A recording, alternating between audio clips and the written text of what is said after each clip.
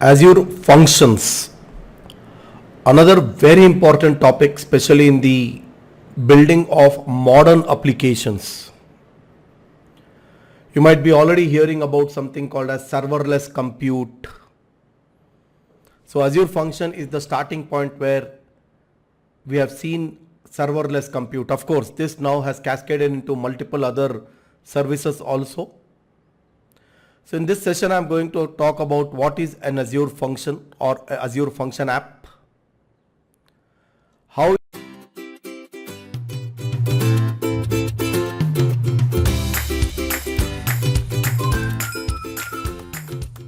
is it compared with something in the past we had called as web jobs. Today, we don't have web jobs anymore. Everything is replaced with Azure functions. But a lot of things what we did with Azure Web Jobs, we do today with Azure Functions, and then we do something more. How to create Azure Function apps and Azure Functions, different types of functions, and blah blah. First, let us understand what can be the real-time use case of an Azure function. Think of a web application. You have a web application. And in this web application from browser, you are uploading information about a person, like person ID, person name, person address, and other preferences and blah, blah, blah. I want to write program in .NET, Java, Python over here, and that data which is submitted by browser, we want to save it into a database table. Person information, let's say, is saved all in database table. But at the same time, the browser has the facility to upload the photograph of a person. Obviously, I don't want to store the photograph of the person in the database table. So we want to upload the photograph, let us say, into a blob container. But then also there is an additional requirement. Users will upload files of different sizes, photographs they'll upload of different sizes. We want to create from that particular photograph which is uploaded a standard thumbnail size photo. Irrespective of whatever size the photo is uploaded, a standard thumbnail photo has to be created. For that, there is a ready-made API available. And that code, if at all we write here, don't you think that's going to add to the little extra delay to the overall response which is going to be sent to the browser? There will be latency in the response and the user experience may not be good. So what I would like to do is the job of creating a thumbnail from the uploaded photograph, I would like to delegate to a background process. That background process can be a web job in the past, and today this can be a Azure function. The background job will be responsible for taking the blob which is uploaded, the photo which is uploaded, the original photo which is uploaded here,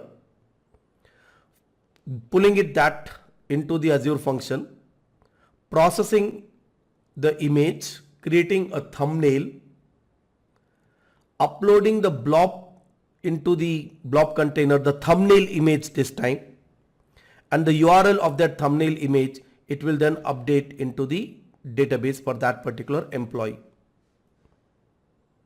So this is what we want to actually achieve. The advantage is quite obvious.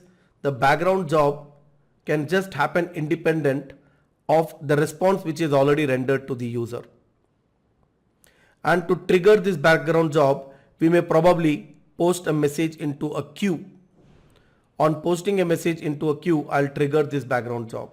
So background job starts, reads the blob container, does the processing, uploads into the container and updates the database. And next time when the user tries to view the image, we may not want to show the entire big image. Instead, we can show the thumbnail image taking it from the blob container. In short, keeping this entire use case aside, Azure Function App can be used for execution of any task in background which does not need direct user interface. See, web application, what we have learned, we submit the request and we get the response.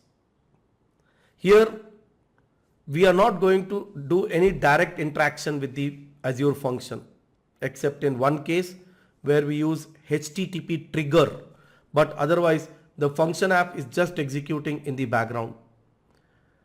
And function app most of the time does not produce any UI. Function app can be treated as something very similar to a functionality provided through web API, and hence the function app many times can be also used for implementing a functionality of a microservice in a microservices based architected application. Let's go a little more detail. So in Azure, the Azure Functions, which we are going to create as a part of Azure Function app. Like we created web app managed by app services. Now we are going to create Azure Functions also managed by Azure App Services only. But we have to create Azure Function app here. So you should go here to Azure Function app and first create a function app and not an app service. Of course, the function app internally is managed by the app service only. Inside the function app, we are going to add many functions. So function app is a serverless compute. That's the beauty. Of course, it's not mandatory. We have a choice, but in case somebody wants serverless compute feature, then function app is the best option. Now, what is this serverless compute? Serverless, that means there is no dedicated server for your application. Like in web app, we have seen there is an app service plan, and as per the app service plan, we will have certain hardware reservation. Some amount of memory, some amount of processor is reserved. In case of Azure Function app, no such reservation is going to happen. Rather, the definition of the function app is going to be stored in a storage account. In some file of a storage account, the definition will be stored.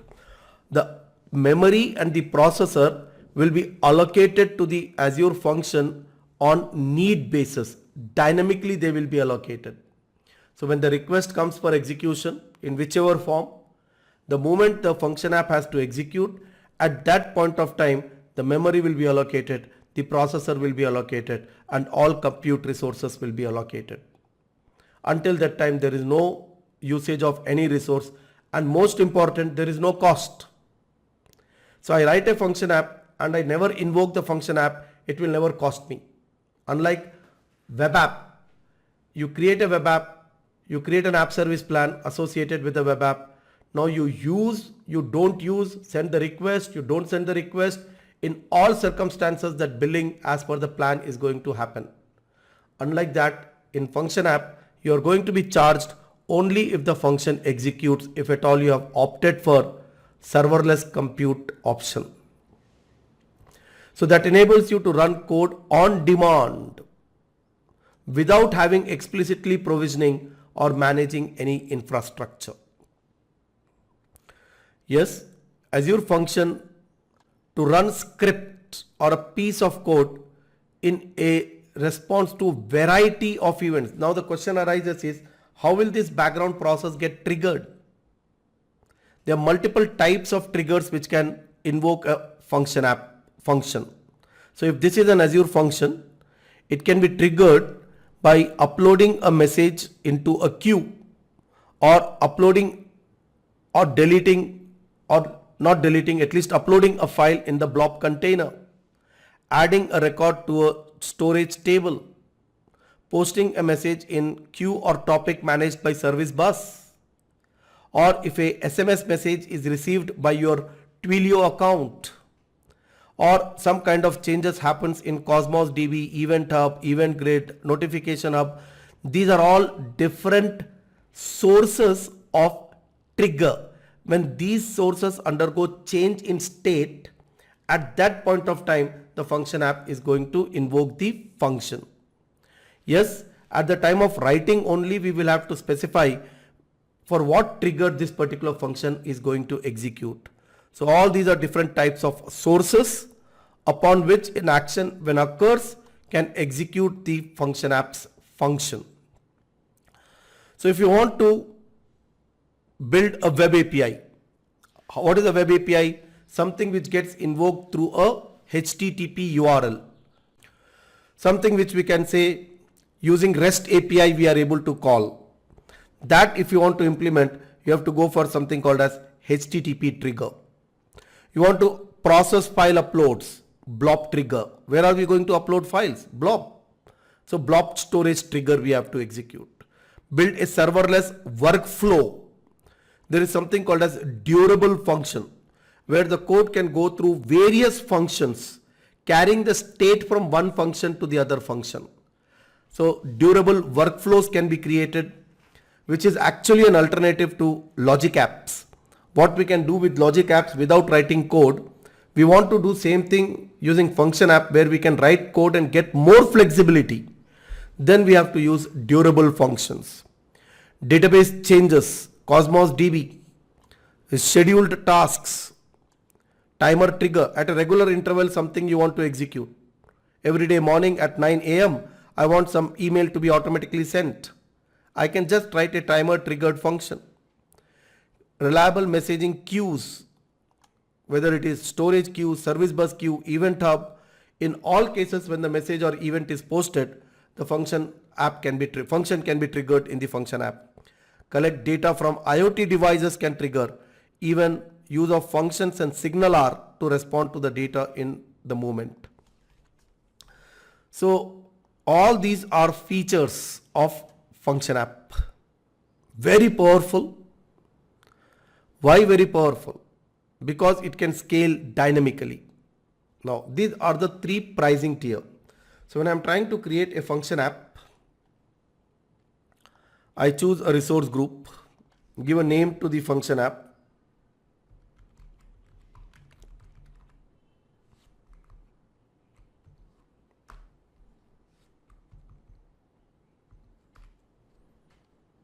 So see this URL with azurewebsites.net.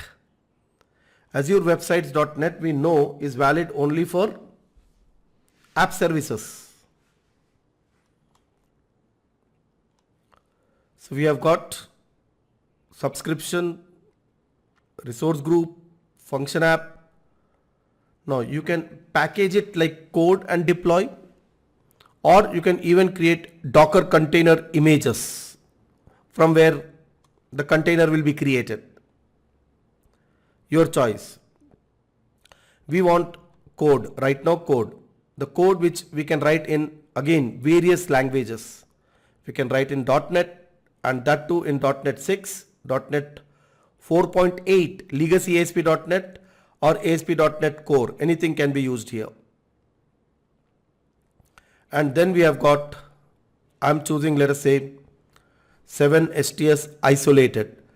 .NET 6 has two options. .NET 6 was non-isolated and isolated. In .NET 7 it's always isolated. If you want, you can go into the details of .NET and understand what is this isolated process.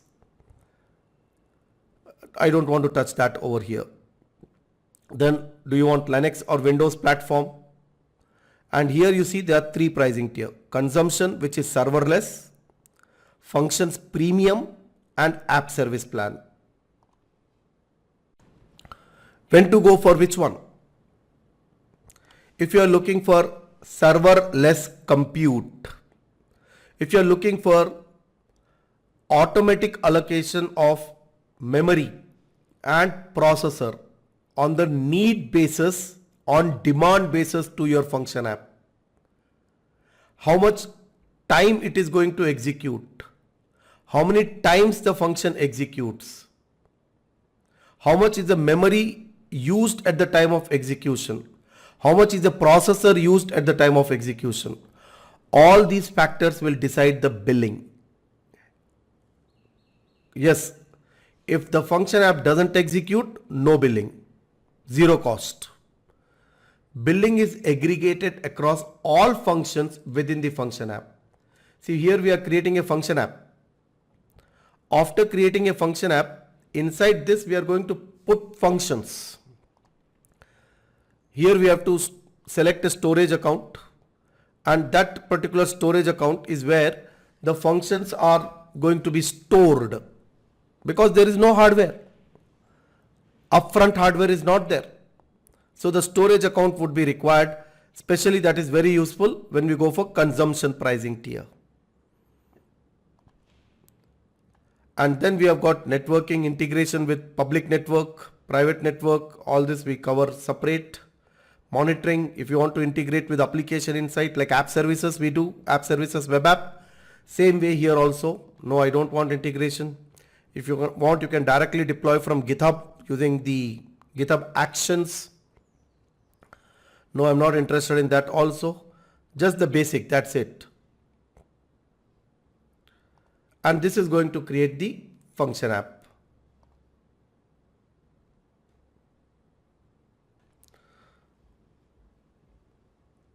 Let it get created in the background. When your function runs, Azure provides all the computational resources. You don't have to worry about resource management.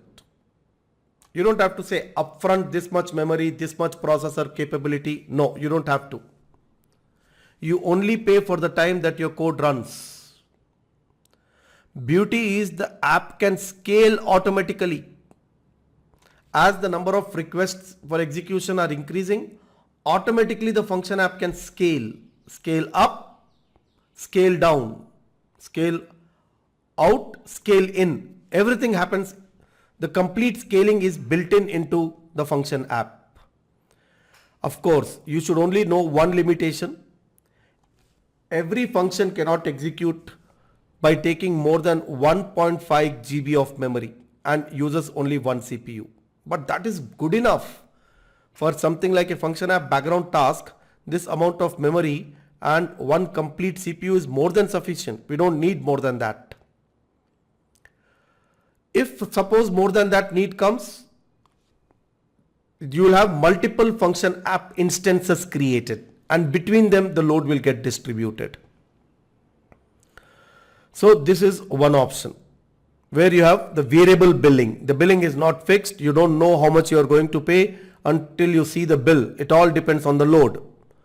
If you want fixed billing, go for the classic what we have learned earlier, app service plan. You have fixed monthly billing based on the pricing tier which you choose, whether it is standard, basic, premium, S1, S2, S3 or P1, P2, P3. Based on that, the monthly billing is fixed. But at the same time, the amount of memory, the amount of processor is also fixed. It cannot go beyond it. Whether you execute the function app, you don't execute the function app, that much amount you have to pay. If that is the case, go for app service plan. So many times it may happen that we already have a web app. We want the background task to execute, but the background task is not very intensive. It is not heavy. Rarely it is executing.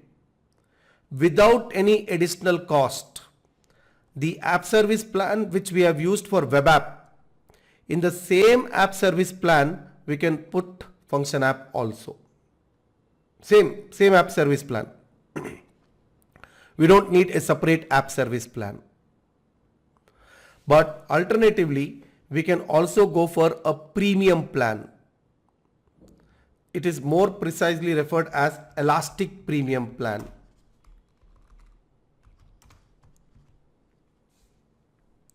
Now what is this elastic premium plan? Because of elastic premium plan, the function app is always going to be preloaded into memory. It will always remain warmed up. The first execution also is going to be very fast. You can decide whether you want to give 1 core, 2 core or 4 core instances. That's under your control. More important than this, of course, the pricing is fixed, monthly billing is fixed. Based on the tier which you choose in elastic premium plan, the pricing is fixed. But you also get additional abilities in this, where you can keep the instance warm up indefinitely, unlimited execution duration, whether it is consumption plan or at least in consumption plan, a function app has a limit after which always it is going to terminate. Default is 5 minutes. If a function executes, it has to complete in 5 minutes. That max you can change it to 10 minutes. Beyond 10 minutes, a function will automatically get terminated in consumption plan. 10 minutes is huge time actually. You might hardly take most of the time few fractions of seconds. But 10 minutes is the upper limit. In certain cases, you are doing some kind of batch processing and you would need more than 10 minutes, then you don't have choice but to go for Elastic Premium plan. You want the function app to be accessible or restricted to only the VNet. You want function app to access the resources of the VNet. Then you have to provide VNet connectivity. Like we have seen in app service plan also, VNet connectivity. But here we have that same VNet connectivity. So in premium plan, your plan size will determine the available memory and CPU for all apps in that plan on that instance. So it is like app service plan only, but extra features are provided over app service plan. So we go for Elastic Premium plan. Once the plan is decided, in case of function app, you will not be able to change it. So here you see in this particular function app, I have selected consumption pricing tier. Now I cannot change from consumption pricing tier to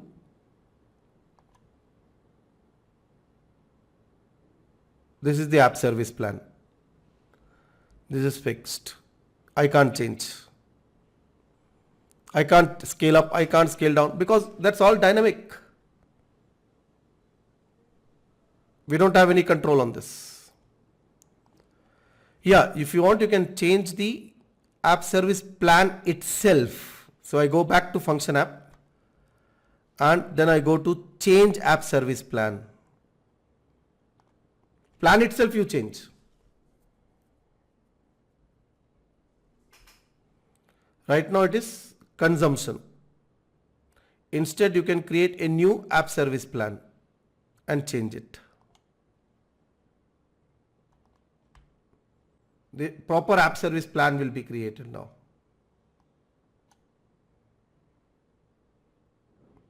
In this resource group, in this region.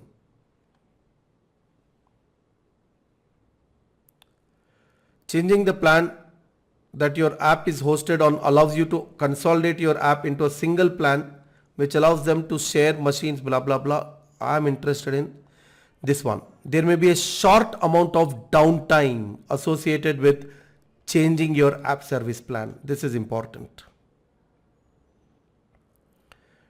This is very important. You should be prepared for this small amount of downtime especially when you are changing the app service plan. So yes, my function app is created and it's here we are able to add functions. We should go to functions.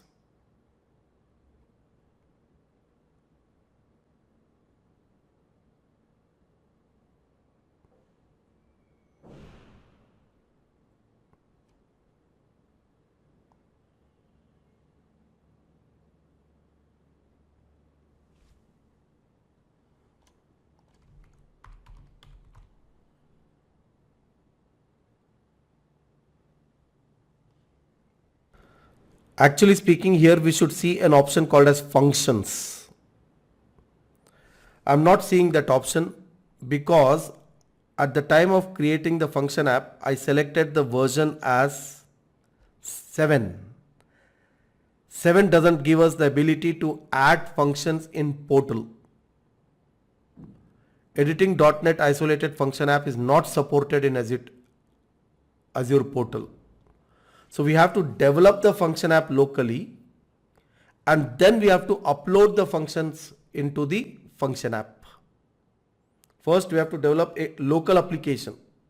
Into that we should add all the functions. We should do that probably using Visual Studio.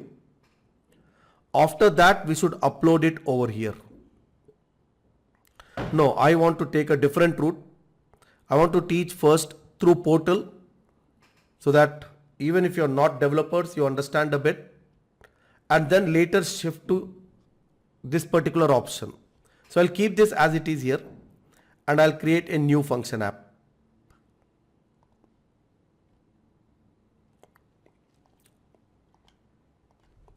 DS demo 2 function app runtime stack .NET and keep this as .NET 6. Don't change it to isolated. Isolated does not support creation of function app in browser. Keep it 6. Windows, consumption, keep it like that only. Don't change to Linux. Linux again is not supported in browser. Windows, I'll choose the same storage account, all this default options, review and create. This is going to create now a function app. I just want to show you that we are able to create a function app in portal.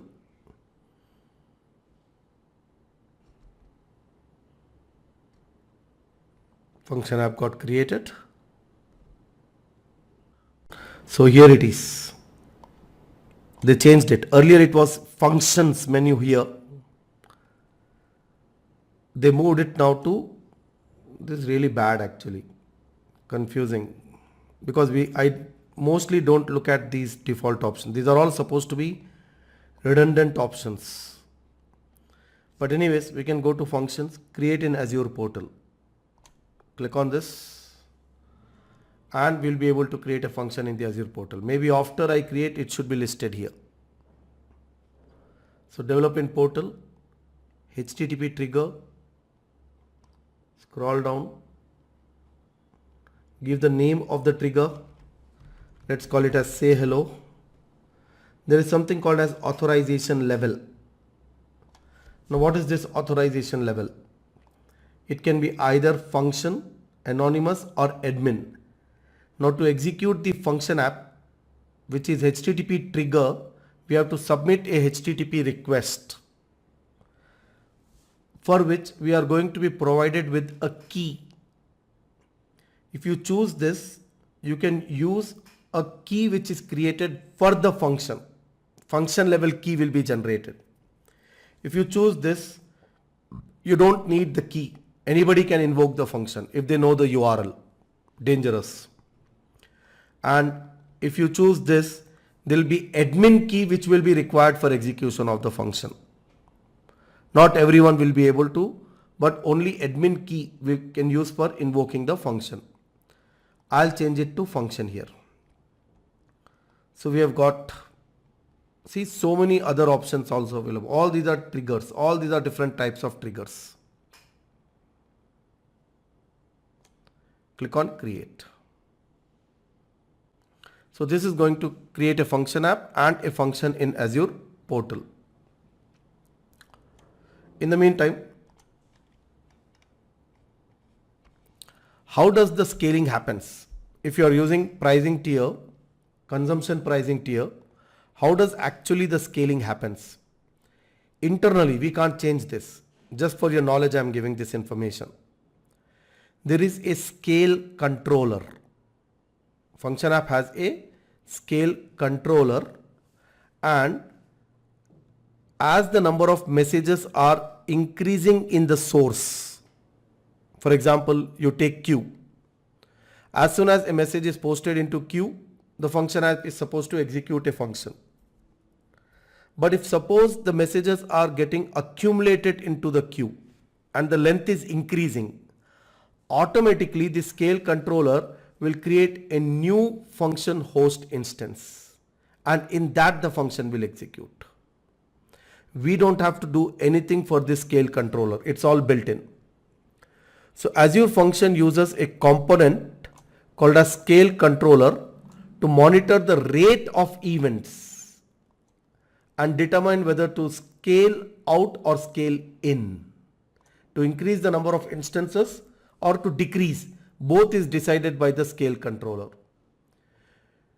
For example, when you are using a Azure queue for triggering the message, Azure queue for triggering the function, its scales is based on the queue length. As the number of messages increases, immediately it will scale, and the age of the oldest queue message.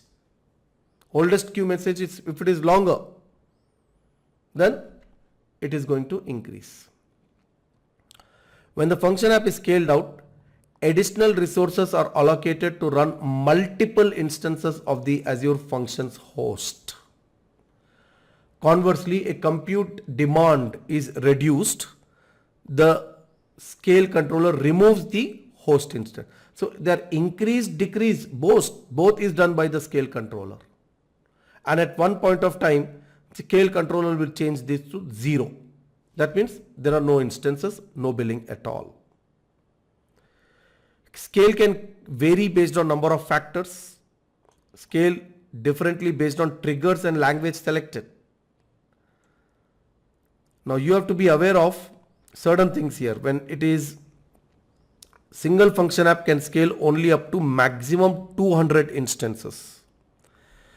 But remember, this is one app, 200 instances. Inside the app, many functions will execute.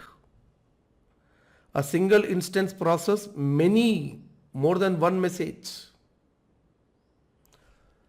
One app, multiple functions, each processing separate message, and like that 200 apps instances can run. That's a huge number. So there isn't a set limit to the number of concurrent executions. For HTTP trigger, new instance can be created only every 1 second. There will be delay of 1 second. For non-HTTP trigger, new instances will be allocated at most every 30 seconds. So if the messages in the queue are increasing, at least 30 seconds delay will be there between increasing the instance count by 1. Every time to increment, 30 seconds delay will be there. This is just the information. You can't change this. You don't have to really know this. It's not going to make any difference. Like this, in a function app, we are going to have a file called as host.json. And in that we can specify the timeout period. Default timeout period for consumption tier is 5 minutes. You can max change it to 10 minutes. So where do we edit that file? Go to the function app. Inside the function app, app files, and here we'll have the JSON file.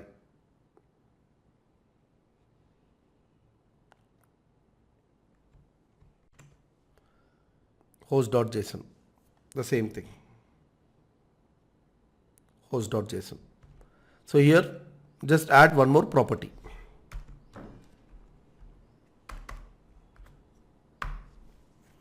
Now the functions can execute for max 10 minutes. Save it. So I created a HTTP triggered function. How to execute the HTTP triggered function?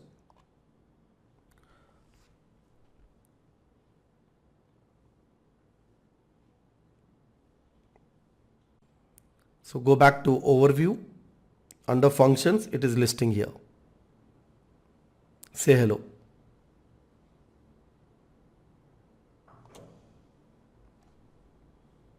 Code plus test. Very recent change this is. Removing the menu from the left hand side and shifting it to the overview tab.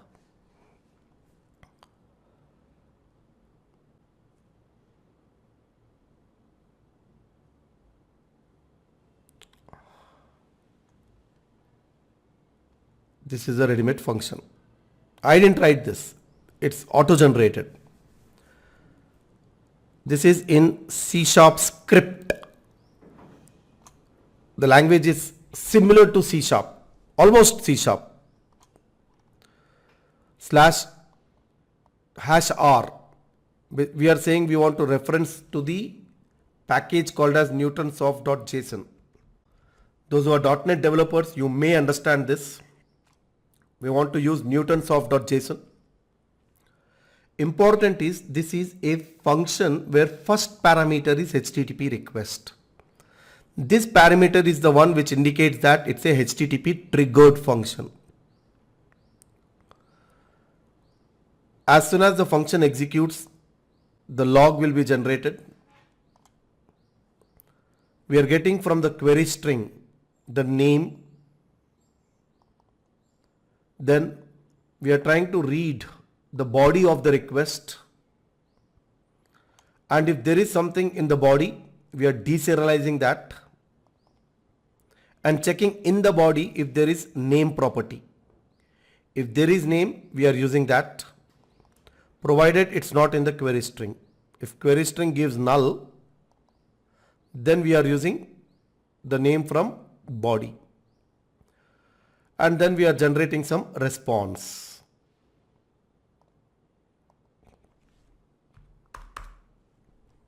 OK result with response message. If the name is there, we are giving hello name. If the name is empty, not there, then we are giving generic message. Something not really very important to learn. Now I didn't use application insight. I didn't enable application insight for this function app. So I have to change this to file system logs. If application insight was enabled, we could just keep it as application insight option for viewing the logs. Now to run this function app, we can do test run from here itself. Choose a method, get or post. Choose the key. I want to use the function key. Add the parameter which is name. Let's say I put my name here. And I don't give body. I can skip. Run it. And we should see that the function is executed here. Remember, I have not enabled app insight. That's why I have to change to file system logs. And then I'm able to see. There should be say hello. Return type is not shown here, but you will get the response here. Input, change it, run. You can see the output here. And here it indicates that the function is executed. But this is only for testing within the browser. What if you want to execute from outside, not from the Azure portal? Get the URL. Key. And the URL will be something like this. The name of the function app /API fixed. The name of the HTTP triggered function which I wrote. Say hello. Code, and this is the key. So right now if I take this as it is and put it in the browser,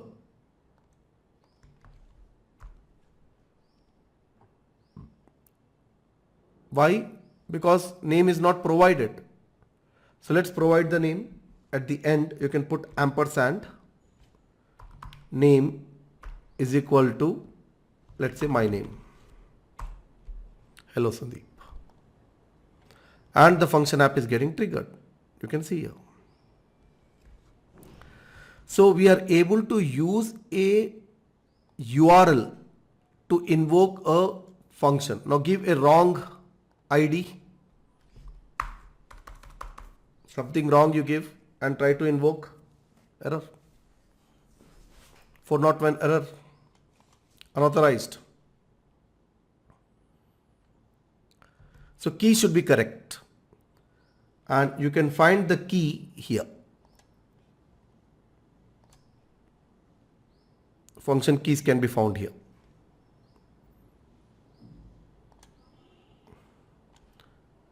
Same key I have used. 𝗗𝗃 same thing. If you want to invalidate this URL shouldn't work. Suppose right now working. Simply renew key. Renew. A new key will be generated and the old one becomes invalid. So by chance you have shared the key with someone and now you don't want to give that person the authorization. This is the best option. Gone. So this is a function key which are scoped to the function and can be used to access this function only. If there is one more function added, we cannot use this key for accessing that function.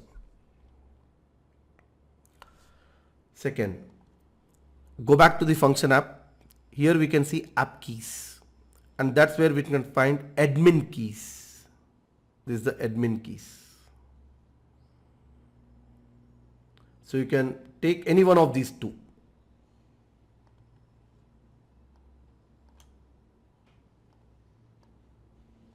Copy this, use it here, copy this, paste in browser, it should work.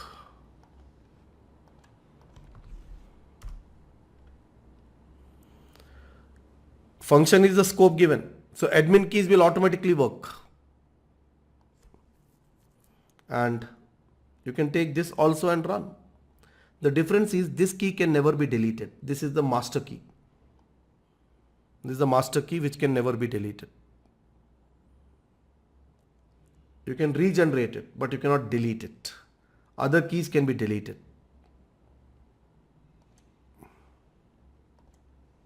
These keys can be deleted. So this default key can be used for all functions. Whereas the key which I showed you earlier in the context of function, that can be used only for that particular function. This is all I'm talking is in context of new host key.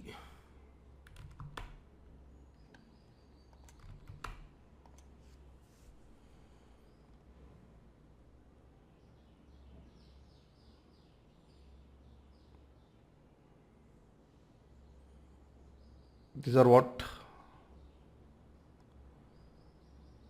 I have given now.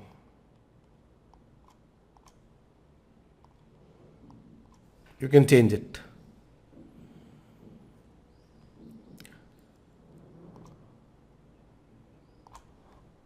So yes, you first create a function app in the portal, and after creating, this option is gone now. It's no more there. You should go to overview, and in overview we have the option. I'll replace this image.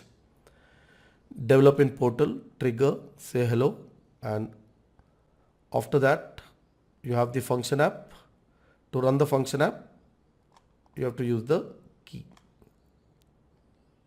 and change to file system logs, and you can see the logs. Like this, if you want, you can also have a timer triggered function. This is, I've used HTTP triggered function. I can also go for a timer triggered function. So go to function app, same overview tab, add one more here.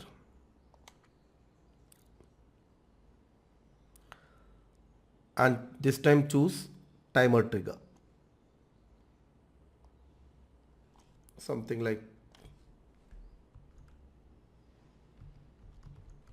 any name you can give.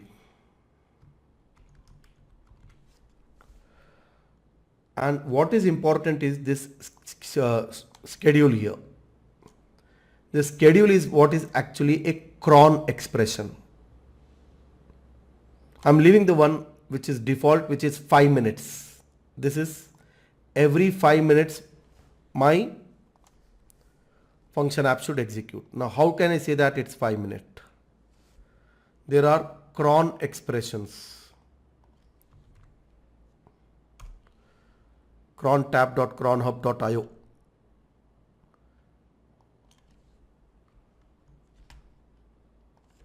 So right now, what is this function app doing?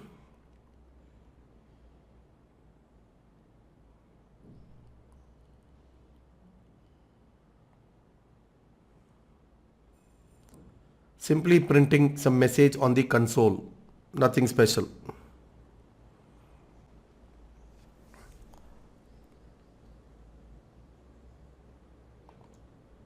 Log information, some message on the console and system date and time.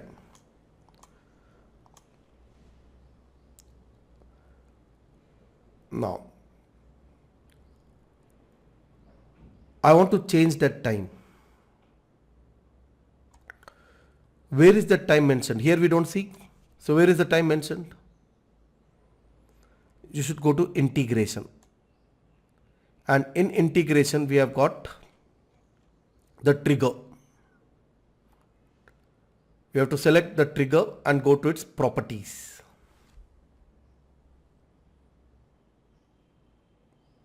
Trigger, timer trigger. Click on this, and this is the one.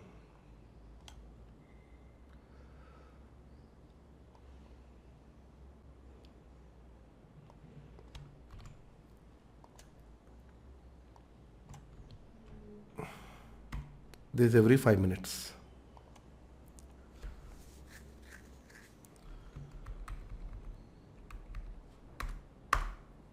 Five minutes past the hour. And if I give here, let's say 10. At 10 seconds, this is second, minutes, hour, day of month, day of the week. That's how the 6 characters are. This is a cron expression. Now there are better cron expression builders actually. Cron expression generator. I would suggest you invest your time on these and learn. Seconds, minutes, hour, day of the month, day of the week, even year if you want you can give. You can give only 5. In such case it becomes from minutes. You can give 6 from seconds. You can give 7 including year. 7 components. It's up to you how many components you can define. And you can frame here. Every 1 second. 0 by 1. Every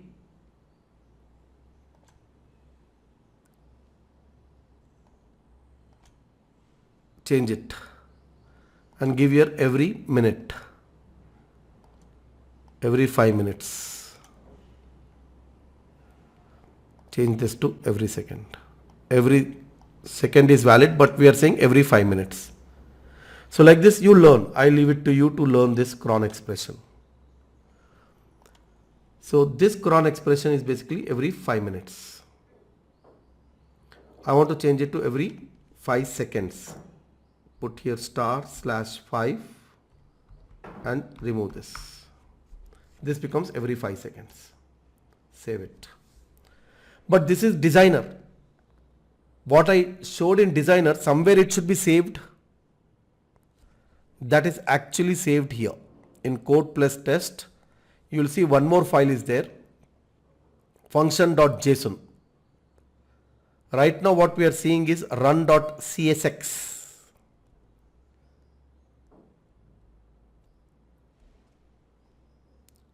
What we are seeing is run.csx. There is another file function.json, and in function.json the schedule is present. The timer, the schedule, and blah blah blah. More on this file I'll discuss later, but right now what we should see is change to file system logs. Every 5 seconds my function is executing. Just hold for 5 seconds and we should see here.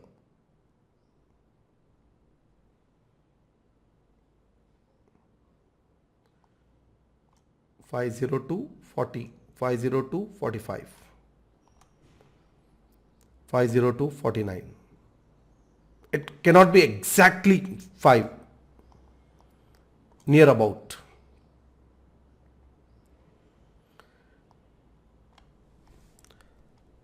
But don't leave such functions as it is. Every time they are executing, there can be some cost. Leave it for a day, 2, 3 days, your billing will simply get exhausted. Disable it. When you know you are done, disable that function app. Now it will not execute.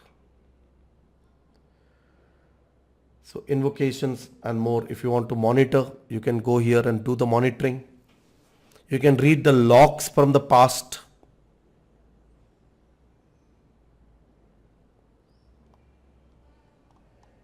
All these executions happened.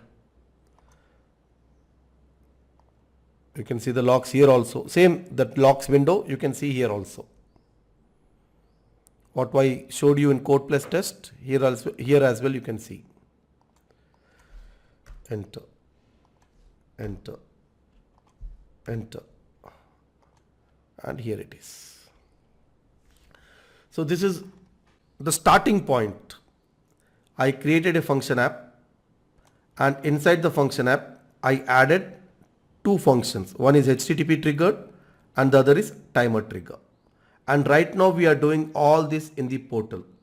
Eventually we want to do all these things through C# code written in Visual Studio. This is not the perfect approach. This is good for learning. You can write everything in Visual Studio, and we'll see that in the subsequent chapters as we progress. That's all in this introduction to Azure Function app. Thank you.